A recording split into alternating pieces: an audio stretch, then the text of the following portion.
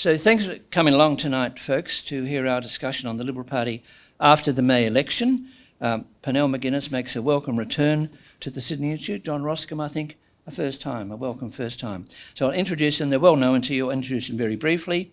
We're going to start off with Parnell McGuinness, policy strategist and commentator for, you call it something, you got a number, don't you? Agenda C. Agenda what? C. C, yeah. We asked her why it's A or B, and she said you need a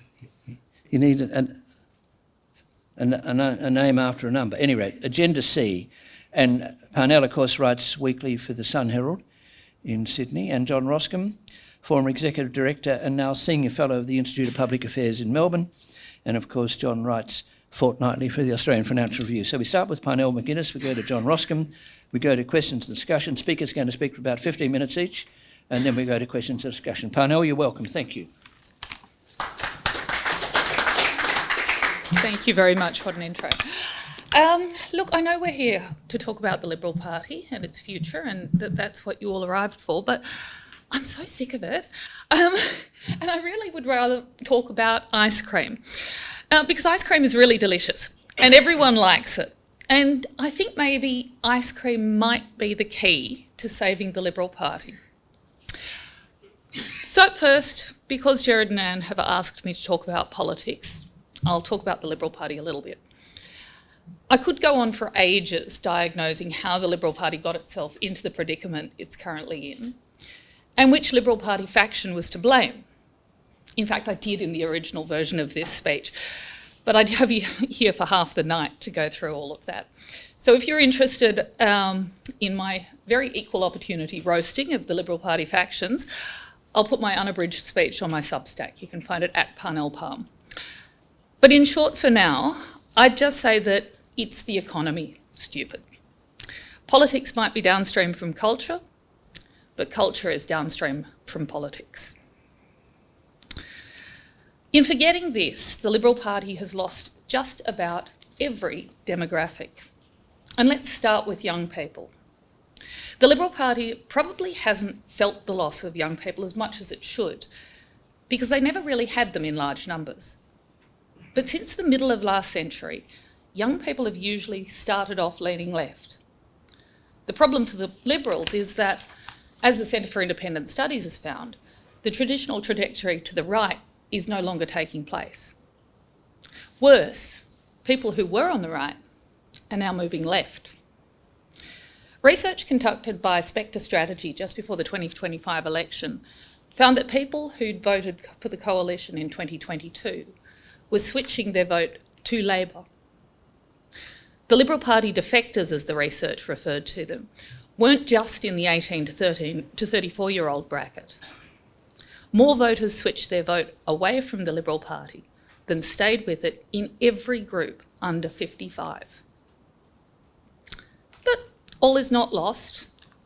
Half of those coalition defectors were soft in their voting intention right up to the election, which means there's still a chance of winning them back.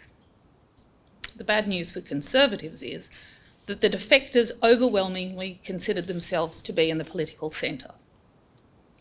They're not looking for more conservative policies. They want a party that speaks to their material challenges. And that's classical Liberal territory. This is where I might start to talk about ice cream, because ice cream solves all of your problems. And ice cream can help us think about the policy challenge ahead for the Liberal Party. Let's say Labor is selling ice cream, vanilla, and it's the only flavour that people know. So when you ask voters what they want, they say vanilla ice cream. Then the Liberals come along offering vanilla ice cream, just a slightly different brand. And that was essentially the strategy in 2025. And it didn't work. But imagine what a hero the first vendor to offer chocolate ice cream must have been. The Liberal Party wants to be that hero, so it needs to stop copying flavours and start inventing them. But that will mean understanding modern society. The world has changed and the Liberal Party has not kept up. Instead, it's left grasping for its opponent's policies or nostalgic policies that are of a world that no longer exists. I believe it needs to start by thinking more about the problems facing Australians in the modern age. Consider women. Women's lives have changed. But the Liberal Party, and in fact right-leaning parties around the world, are missing the memo. The slogan goes that a man is not a plan, and it's not just some feminist nonsense. In an age where families can and do break down all the time, it's simply reality. So clever women rationally invest in their education and establishing themselves in the workforce before they even consider acquiring a dependent child. And for some, the biological clock ticks out before a baby can get a look in. Others are faced with the fact that having a baby doesn't guarantee the father will stick around. So it's wise to keep working. So yes, more women are working. But for many, the amount that they work and how they juggle work and family isn't empowering. Most women have the same number of choices they had in the bad old days. 1. Instead of having to stay home with the children, now they have to go to work and find someone to look after the children. Successive Labor and Liberal governments have offered only one way for women to do that: centre-based childcare. It's not ideal or flexible, and as we've recently learned, it may not always be safe. More and cheaper childcare is just vanilla. The Liberal Party's mission should be to offer women chocolate. And to do that, it has to acknowledge that the 1950s family is not coming back, and consider how it can support families and women in the here and now. One classical Liberal option that I've advocated for in the past is tax-deductible childcare. But the point is, we need to start asking different questions.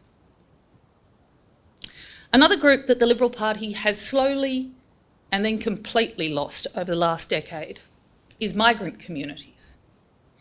As demographer John Black has pointed out, they will be the fastest growing demographic chunk of suburban Australia for at least the next 2 decades. And as he puts it, they tend to consume right and vote left. That is, they prefer private schools and health insurance, but are highly transactional when it comes to basic family needs, like access to health and education. These new Australians are highly entrepreneurial. According to one report, about 1/3 of Australian small businesses are owned by migrants. Black quips that he wouldn't want to be a Labor Prime Minister standing between them and a tax cut. So how the hell has a party which purports to favour low taxes, entrepreneurialism, and the choice offered by the private sector lost this growing group? Well, willfully and stupidly is how. For many on the right, the legitimate debate over the rate of immigration intake and the skills and attributes we should select for has morphed into a general distaste for migrants who have come legally and gone through the lengthy process of obtaining citizenship. That's a huge missed opportunity and counterproductive to boot. Where Prime Minister John Howard focused on how immigrants could be integrated into the community, the Liberal Party today is just pushing them into the arms of Labor. It will, of course, be harder to win new Australians back than it was to lose them. But I guarantee you they can think of better and more wealth-creating ways to use their money than the government can. They might even help develop chocolate ice cream. They're a natural fit for an aspirational philosophy which values choice and would be worth the effort. And then, of course, there's the issue that affects everyone: housing. Develop and advocate for better solutions to housing, and the Liberal Party could reverse its decline among all demographic groups. As Spectre Strategy founder Morgan James notes, home ownership is a powerful indicator of voting preferences, with non-homeowners largely eschewing the coalition. Spectre found that people who voted for the coalition in 2022, but not in 2025, are almost twice as likely not to own a home. This once again underscores the importance of increasing housing supply. And there's a cherry on top for whoever gets it right. The Spectre research found that young people who are homeowners tend to vote for the coalition. So there's a simple and clear way to win over young voters. Make home ownership an attainable goal. But to do that, the Liberal Party will need to have a serious chat with its own base. It's these older voters who oppose increasing density in their areas. Often, according to a 2013 study by the Australian Housing and Urban Research Institute, that's due to the imagined characteristics of future residents who would live in these so-called affordable housing developments. Which points to another opportunity. Liberals should challenge the ideological notion that all housing developments must be or include affordable housing. At this point, even building more high-end housing would be helpful because we so desperately need more supply. And if the Liberal Party emphasised high-end housing, would the imagined characteristics of future residents still be a problem? I'd suggest likely not. Classical Liberals should be disrupting the stale conversation about affordable housing and instead focus on increasing supply of all kinds.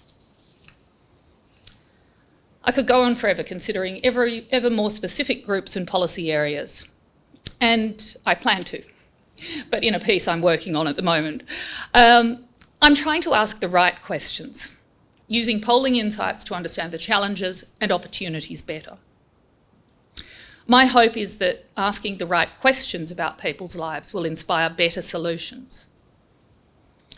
But for the purposes of tonight's event, I'll stop here before I get in trouble with Gerard. With a call for good, new-fashioned, classical liberal entrepreneurialism. The kind that is curious and open to disruption and different answers. The kind that realises our lives have changed irrevocably and there's no going back to where we were before.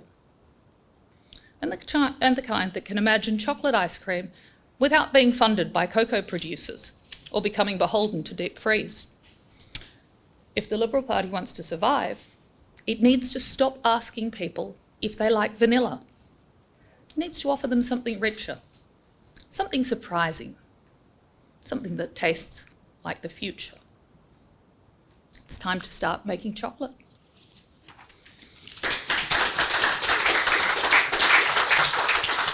Many thanks, Parnell. John? Good evening, everyone. It is my pleasure and honour to address the Sydney Institute. Anne and Gerard Henderson are heroes of mine, and although I'm sure they dislike these two terms as much as I do, these two terms are accurate to describe Anne and Gerard. They are thought leaders and they truly count as public intellectuals. My remarks this evening are about an institution that Gerard in particular has spent a lifetime studying, analysing, and to which he is devoted. It's an institution, of course, that has enjoyed much success and brought Gerard much joy. But in recent years, it's fallen on hard times and suffered some heavy defeats. Perhaps the most damning assessment made of it by both its supporters and its opponents are that it lacks an identity and it no longer knows what its brand is. No, I'm not talking about the Essendon Football Club. This evening, I'll be talking about the Liberal Party, its past, present and future. But as I speak, I'm very aware of the Henderson caveat, as I call it, when we project into the future. The highlight of my week, as I'm sure it is for so many of you, is that Friday afternoon email into your inbox from Media Watchdog. As Gerard so often reminds us in that unmissable missive, predictions are hard, particularly about the future. And Gerard takes as a key exhibit, and I think he might even have done this on the weekend, an article written on Saturday the 17th of July 1993 that appeared in the Melbourne Age, written by academic Judith Brett, entitled "The Party on the Road to Nowhere." It was illustrated by a wonderful cartoon from the great John Spooner that had a dead duck on a granite column. The penultimate sentence of that now infamous article was, of course, "The Liberal Party in the 1990s seems doomed." Of course, 3 years later, John Howard would lead the coalition to the first of his 4 election victories. After that article was written, there have been 11 federal elections, of which the coalition has won 7, absolutely disproving Judith Brett's thesis. But I'll come to the final sentence of her piece later, and it is directly relevant for the future of the party. When Brett wrote her piece, the coalition had lost 5 elections in a row. Its first preference vote was 44%, and it held 65 seats in a 147-seat House of Representatives. If the Liberal Party, according to Brett, was doomed then, what is its condition now? The coalition first preference vote from a few weeks ago was 32%, and it will have 43 or 44 seats out of 150. Jason Falinski is with us this evening, and he made a wonderful appearance on Four Corners on Monday evening, as did Liberal MP Andrew Hastie. Andrew Hastie said, "There's no reason to think we won't disappear over time if we don't get our act together. That's how serious this challenge is for the Liberal Party." I agree. I say that as a 35-year Liberal Party member, as a sadly unsuccessful candidate for Liberal Party pre-selection on more than one occasion, as a staffer for Liberal state and federal governments, as a former executive director of the Liberal Party think tank, the Menzies Research Centre, and of course as a keen observer. Keeping in mind the Henderson caveat about predictions for the future, I'm going to regard Hastie's statement not as a prediction, but as a warning. There is nothing inevitable about the continued existence of the Liberal Party, at least in the form we know it today. Political parties don't require a great split or an electoral annihilation to end necessarily. Sometimes they just dissolve. The UK Tories are now polling in 4th position in the UK. Political parties, however, can continue, but sometimes in name only, as political parties take advantage of the rules around campaigning and electioneering written by the major parties for the benefit of the major parties. Some would argue that for the last decade, both in opposition and in government, the Liberal Party at the federal level has existed more in name than in substance. The mediocre coalition governments since the overthrow of Tony Abbott in 2014, and then the years of lacklustre opposition after 2022 are explicable and almost understandable given the general lack of talent and ability and the fact that we did lose from Parliament people like Jason Falinski and my good friend Tim Wilson, who is now back in the Parliament. What is less explicable? What is less forgivable is the carefree authoritarianism of, for example, the Liberal Party's response to COVID, the destruction of civil liberties and human rights, its acquiescence to the assaults on freedom of speech. And I won't even begin to discuss the fantasy of net zero. It might be remarked that I haven't spoken about the coalition's successes over the last 10 years, and that's because there haven't been many. Tony Abbott famously stopped the boats and secured a migration program with broadly public support, but he did that in the face of opposition from the media, from the Labor Party and from many in his own party. The result of the Voice referendum was not a victory for the coalition or for the Liberal Party. It was a victory for the National Party, for Senator Price, for the great Warren Mundine, who is in the audience tonight, Advance, and the 14,000 volunteers who mobilised for the fight for equality. Despite the fact that 60% of Australians voted no, including 87% of coalition voters, 37% of Labor voters, and this key figure, 41% of young Australians between the ages of 18 to 24. 41%, and remember, that age group votes about 15% for the coalition. The Liberal Party refused to capitalise on its wonderful success. It didn't speak about the success for mainstream Australians, and it didn't speak about the dangers of dividing us by race. The Liberal Party once could have consoled itself that while it might not have had many principles it put into practice, it at least at the federal level had power. Now it doesn't even have that. The Liberal Party doesn't need a review of its disastrous 2025 election result. It needs a reckoning for the last decade.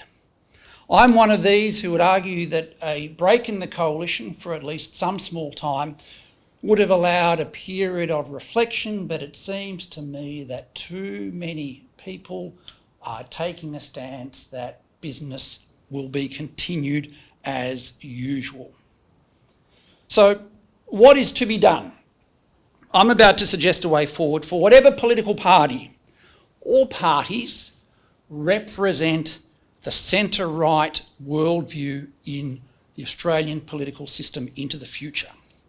That party might be the Liberal Party, ideally it would be, but it might not be into the future. And I deliberately use the term centre-right to avoid discussions about Liberals versus Conservatives versus Libertarians versus offshoots like modern Liberal or National Conservative.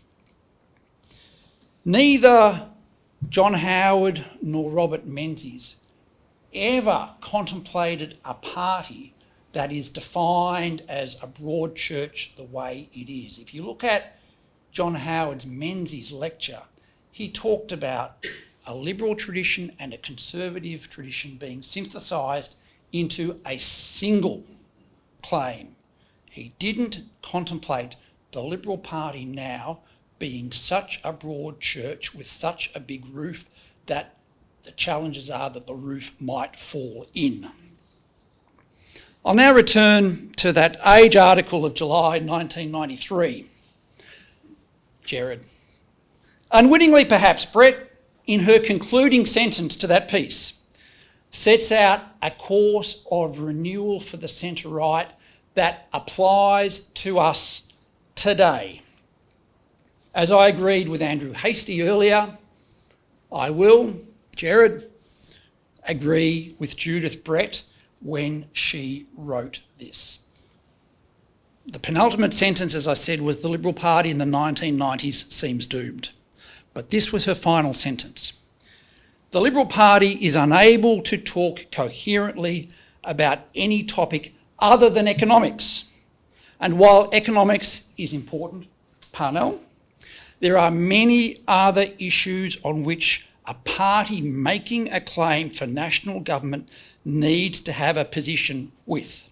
which its supporters are moderately comfortable with, not least because people still look to politics for the articulation of moral values as well as the delivery of material rewards.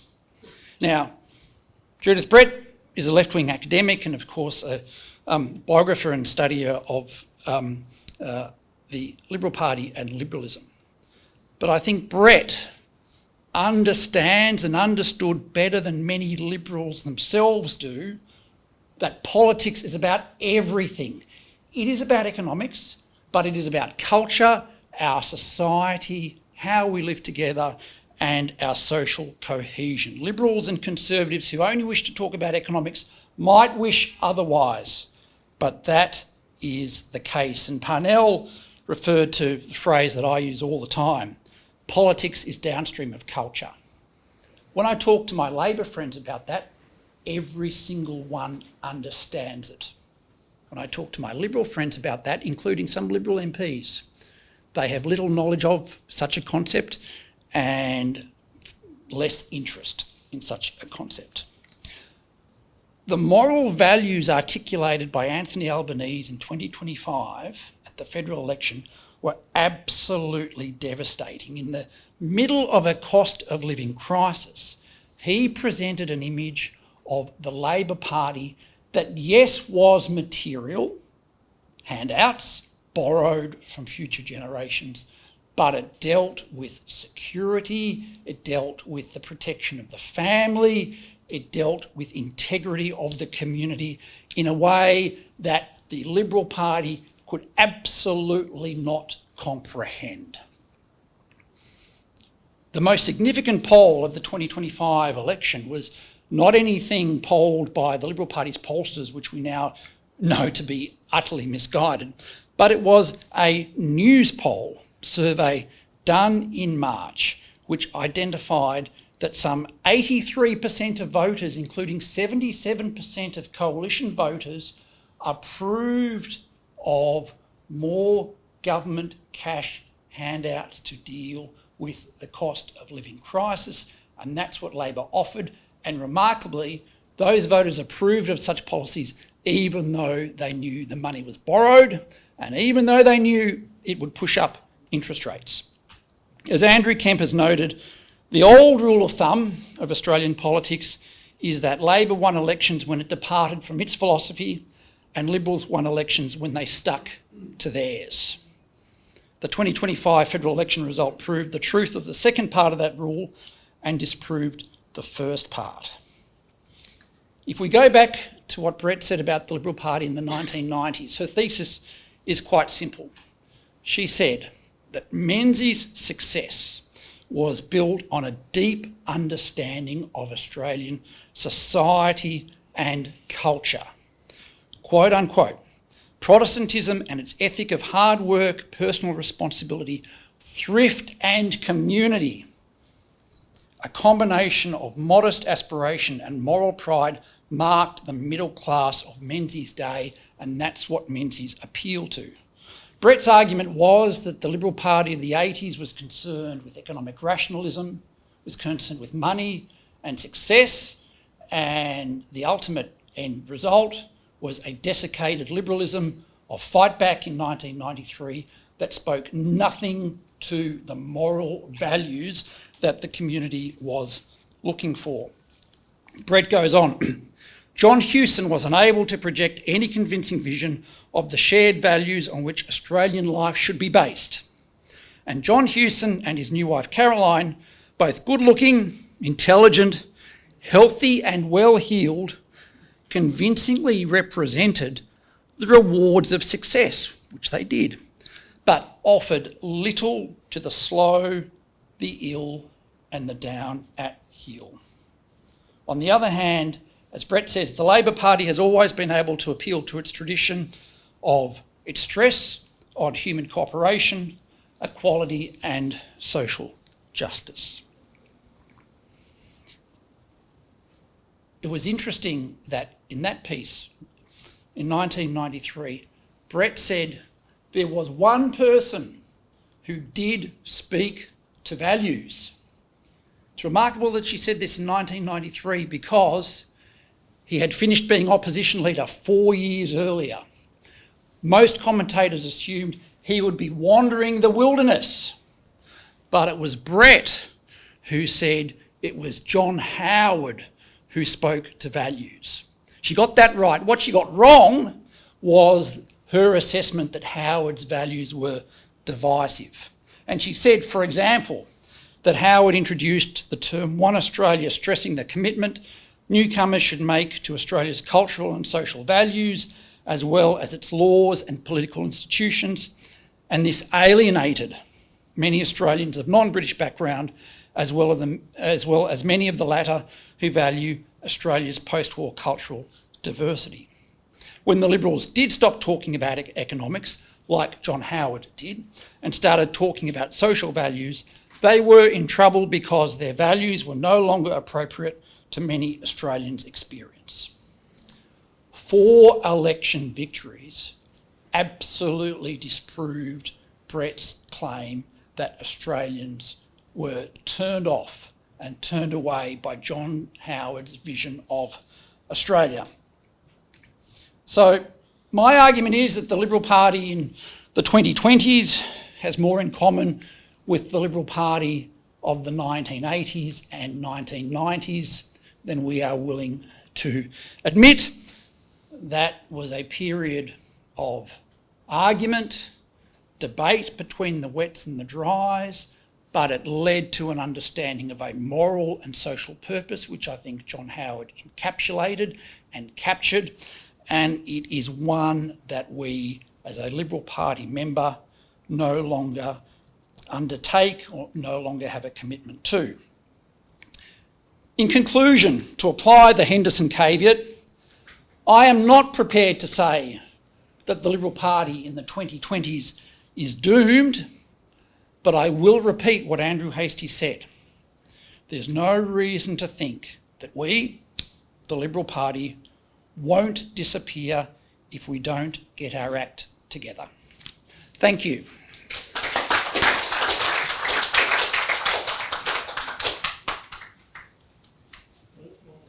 Thanks to both our speakers for a great contribution. We'll come to questions and discussion. If you both come up here, and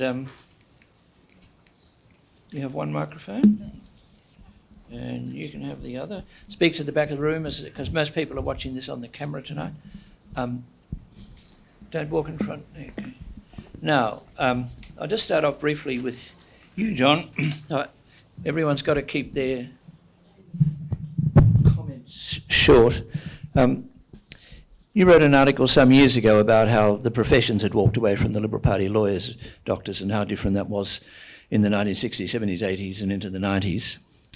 But there's also a question of leadership, isn't there? Because if we look at former leaders, John Gorton left the party and campaigned against it. Malcolm Fraser left the party and effectively campaigned against it. John Hewson left the party and campaigned against it. And Malcolm Turnbull stayed in the party and... Whereas Labor's got all these heroes they can look to, even the ones who are poor performers are the sort of heroes, in a sense. So how does the party overcome that problem of its history? And you may have a comment too, Parnell. So, John, if you just come back into the centre. The Liberal Party has a looser affiliation with liberalism and conservatism than the Labor Party does with the tradition of socialism. I think the Liberal Party's had 16 or 17 leaders federally, of which 4 have led the party from opposition into government. And what is interesting to me is those 4 all were identified with strong values. Menzies, Fraser, Howard and Abbott. So one of the things that I think the Liberal Party room doesn't do well is pick its leaders, which is why I am one of those who would argue there should be a popular vote of the Liberal Party membership for the parliamentary leadership. So, just an observation on the values question, because I think it's a really important one. I've written before about a sort of a sleight of hand that all leaders seem to do when they're successful. They campaign on economics, and then as soon as they win, they pivot to talking about culture, because it is absolutely important. Values are absolutely important, but winning comes down to material things. And you can see even in other debates, like it was possible that there could have been another outcome to the voice referendum if it had been held at a different time. And I'll give as an example the same-sex marriage plebiscite. So that was held at a time when the first concern, unprompted, of people in the polls was education. Now, what that should tell you is that people's material concerns were looked after. They weren't hungry, they weren't worried about paying the mortgage, they were worried about how their kids were being educated. Important, but not a first order Maslow's hierarchy of needs sort of an issue. The Voice campaign, on the other hand, was prosecuted at a time when people were very much concerned about paying their mortgage and putting food on the table. Now, it was also a bad proposition, but people just didn't have the brain space, and I think we sometimes misinterpret or overinterpret the result of the Voice referendum when we don't consider the economic context in which it took place. So I'm sorry I went off topic on your question there, Gerard, but I really had to respond on that point. Can I respond, Gerard? So I'm going to disagree with my friend Parnell. The ANU did I think 4,000 person survey after the Voice. The IPA did a larger survey with Advance. Both surveys indicated that the Voice never would have won. The ANU survey indicated that cost of living had nothing to do with the Voice. The Voice was opposed on principle because it was racially divisive. We also discovered from the polling that even if the Liberal Party had supported the Voice still would have lost. There were 4 reasons why the Voice lost. It was racially divisive, Jacinta Price, Warren Mundine, and Advance. Okay, so Anne. Just as an aside to begin with, you might remember that Evatt lost the 1954 election hugely, having won the 1951 referendum, which was seemed to be impossible, the referendum on the Communist Party. That's just an aside.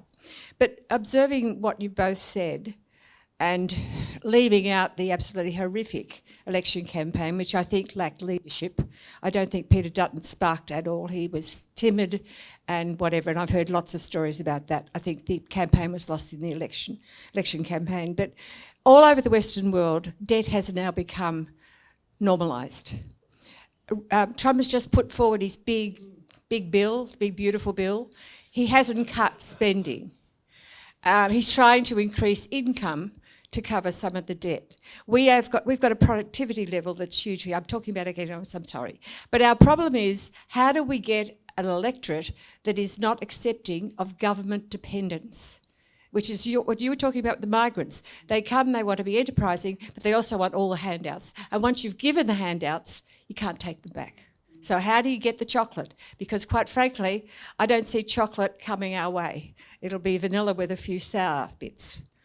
Yeah, and that's the problem. I mean, that's exactly what we're offering at the moment. Everything seems to be simply more handouts and more handouts, because it's very difficult to wean people off handouts when you've first started to give them. But then it has to be a matter of okay, well, are you going to be better off with a different tax arrangement? So what is this is why I always talk about women and childcare, for instance. Like, there is a very tangible benefit from switching to a system. It's a tangible benefit which a lot of women with small children would feel very viscerally, that ability to be able to choose the structure of childcare for their children. And of course, you're not withdrawing government support of any kind at all. What you're simply saying is we're going to change the way that you receive it by making it tax deductible if you choose to go down that path against your own income. So it's step by step, little things to get people used to, again, that there is actually more choice when you get to spend your own money as opposed to when you get railroaded into a particular service because the government is paying for it. John, do you want to make a comment? Absent civilisational collapse, I'm not sure what will get people to understand Solution do you want? debt, and that's not an ideal solution. Interest rates are now the fastest growing category of federal interest payments, the fastest growing category of federal government spending. A decade of low interest rates, a decade of RBA governors telling us that interest rates will be lower for longer, a decade of the printing of money by central banks around the world has inured us to any understanding of debt, and this is going to be a very big challenge. John, culture before politics, absolutely correct. How do we achieve a change in an environment where business is constantly saying, oh, I just had to do the business, pity about the morals that were associated with it. And when you have a look at the way we have changed our moral environment from the time where Christianity was so much more important in this country to one where lies are readily acceptable. It's a very hard question, but unless you start to answer it, I don't know what's going to happen. Well, that's what Solzhenitsyn asked himself. Couple of points. The moral dimension of our community and the nature of our discussions has changed very rapidly. It's changed in the nature of 5 to 10 years. But we also have to understand that that change is very thin. It is driven by a group of people, a community absolutely committed to its cause, that have a deep understanding of what they are attempting to do, and they have been pushing against an open door. When those who've spoken, who've been brave enough to speak against them, have been pilloried, have not been supported by the political establishment that should. I can talk to you about the failure of the Liberal Party to support Bill Leake or Peter Ridd or any of the other brave men and women who have dared push back. But on the positive side, I think the vibe shift is coming. We are seeing it overseas. The pity is Peter Dutton didn't get the memo.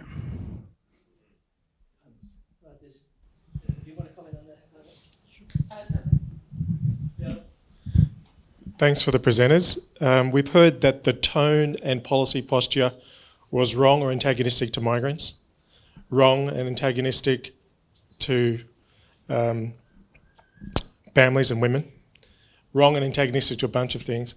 Can I ask you to, and then missing in action with the wrong solutions for housing.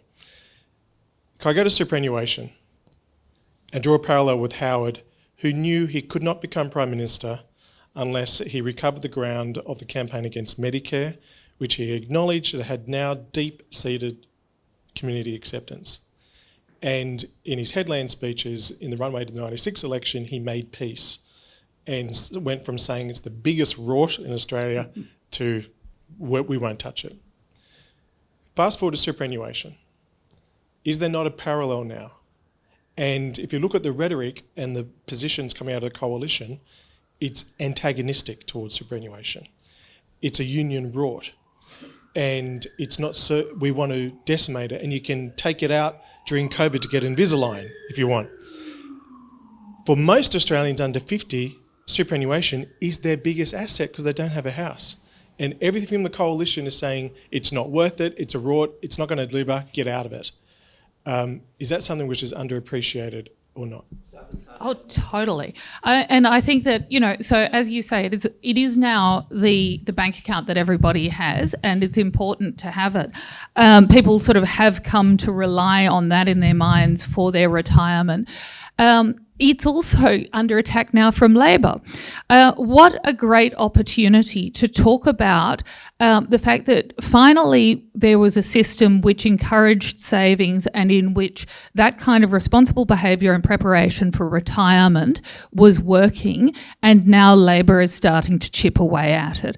So, I mean, sometimes you do have to accept, even if you thought that the solution wasn't going to work at first, that once it has been established, there are things that could definitely be improved, but it is fundamentally doing something in a direction that you want it to do, and if you steer it in that direction some more, then you can get what you ideally hope for out of society, which is a society which is doing more for itself. So Dallas, I agree with you, except for the fact that I and most of the party room of the coalition would not have a commitment to compulsory superannuation. I think what Jim Chalmers is doing in taxing unrealised profits in superannuation schemes is excellent, because it is further mucking up superannuation.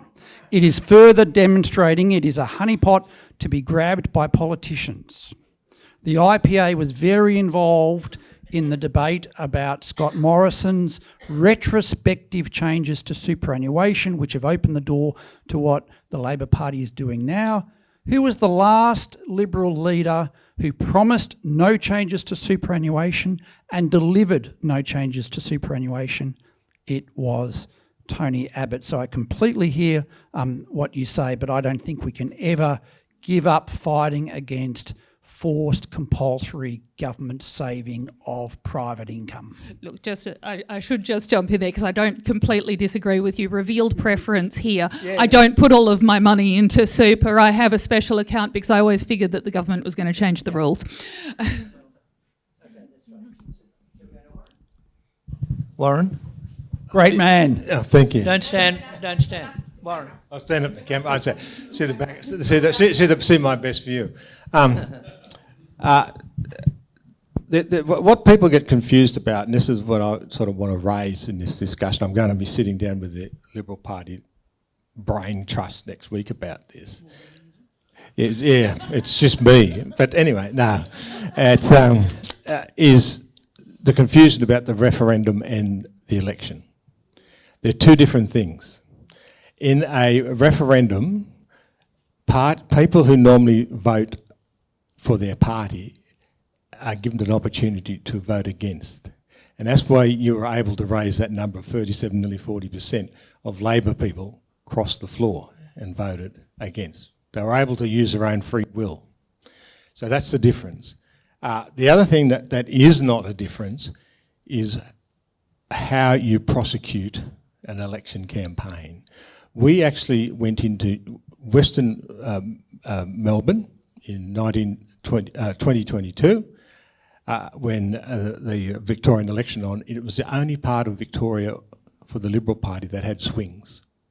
9% swings, 11% swings. And what we did was trial what we were going to do in the referendum.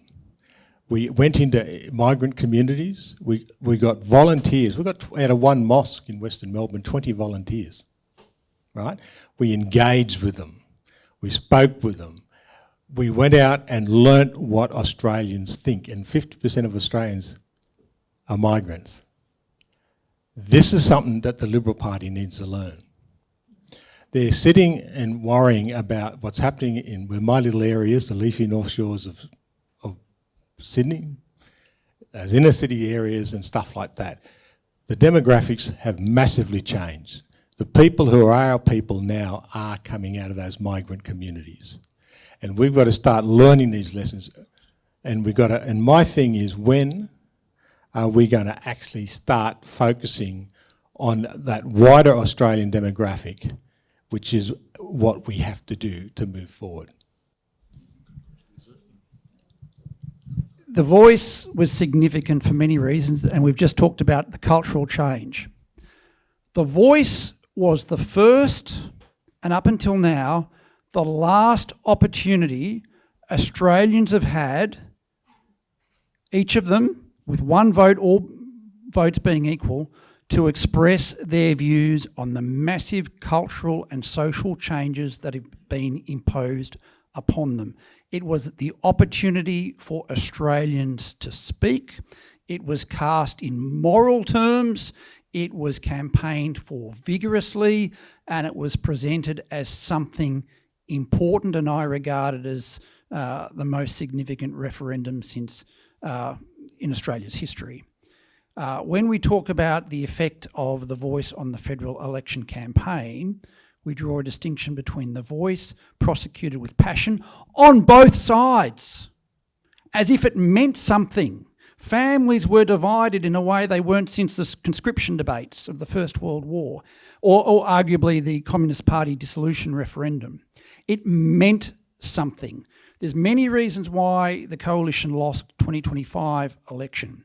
For me, the single biggest reason was the coalition presented an argument of a failing country, but its solutions, such as they were so lacklustre, so minor, so unimportant that the solutions did not match the scale of the problem that they had presented to the Australian people. And Peter Dutton needed to go big or go home, and he certainly went home and then lost his seat. I couldn't agree with you more, Warren. I mean, everything you said about going and talking to people and asking them the questions about what is important to them and why these issues matter, that is precisely what I'm advocating for. We've got to get, everybody needs to get better at that, frankly. We have a lot of writing about the theoretical idea of what happens and what people think, and not a lot of good, astute questions being asked and then built upon to get better answers about what is going wrong in people's lives or what the opportunities are. Just on the election, God, can I say my bit on how terrible it was? It was so terrible. But my point would just simply be, before the election campaign, all of Dutton's issues were brought back to the cost of living in some way or another. So the nuclear policy was about the cost of energy. All of his policies actually, when you sort of just listened to the way he was speaking about them, came back to that cost of living issue. So that's why he was on message. And then he got into the election campaign and suddenly was talking about all kinds of other crap and matching Labor's policies, and of course it was a disaster. So now we know what happens when you move away from that message. And I should say, we don't do questions from journalists, we only do them from our members. So there's someone here. We're getting close to the end. If you look at the Tories in the UK, you've seen a split between the old-fashioned Conservatives and the new Reform Party of Nigel Farage. If you look at the Republicans in the United States, you've seen Trump come in and take over essentially the Republican Party. Do you see the potential for a split between what we'll call the progressive centrist Liberal Party members and the more conservative Liberal Party members? I think it would be a mistake. Of course, there's always the potential for something like that, but it's more important to have the discussions and have them in a thoughtful way, because it's not that Conservatives are wrong for wanting to conserve traditions and important things that we don't know we're breaking. But the fact is that we have broken some of them already, and we also need to accept that fact. Now, as I say, I had an 8,000 or 700,000 word version of this speech in which I roasted all the factions equally. But just simply, I agree with you that the moderates have also gone off track and they are just copying policies. The centre-right also just decided to do politics by poll. Everybody sort of just failed here, but I think it would be a shame to lose the value of a connection between Conservatives and classical Liberals, which means that you can look to the future but also remember the past. Diversity is not always a strength. Sometimes you need unity of purpose. And I think what the Liberal Party is, and the coalition is going to go through in the next 5 to 10 years, could echo the 80s and the 90s, which was a tumultuous, difficult time with a lot of election losses. But there was a better coalition, a better Liberal Party at the end of it. And at the end of it, there was one side that won. the Dries did win. So I think the ability for the two sides to coexist, and I'm looking at the former state president, is going to be tested in the years ahead. Just a final question to both of you. Just come up, Parnell. If you were invited back here in, say, 2.5 years, what do you think you might say? Let's start off with Parnell. That's 6 months before the next election. What would you might be saying?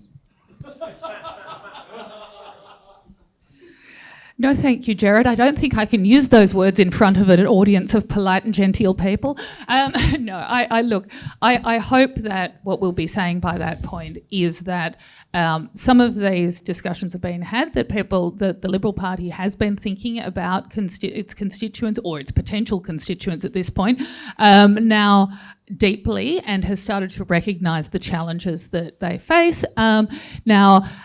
If that is going to make them competitive for the election, that is something I couldn't possibly presume to guess at. But even just understanding the lives that people are living now and finding policies which are relevant to them would be a really, really good move away from the current catastrophe. If I was here in 2.5 years, I would say, and this is not wish projection, I would say that the hasty Price leadership team of the opposition is giving Chalmers and Take a Pick a run for their money.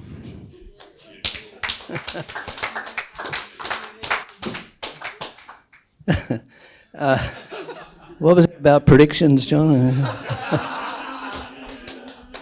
No, as I said earlier, we only take questions from members. Any journalist here can come up and talk to our speakers after. So I just want to say tonight, thanks to both of you for a terrific performance each. I note John Roskam, if you look at one of the problems of the modern Liberal Party, is John Roskam has missed out on, 2 or 3 pre-selections? 4. And he can talk and he can argue and he can remember stuff. So there you go. And as to Parnell, I don't think she's put her hand up. But if she did, she should get there. So many thanks to both of you tonight. Both speakers will give longer papers, which Jan will publish in the Sydney papers in due course.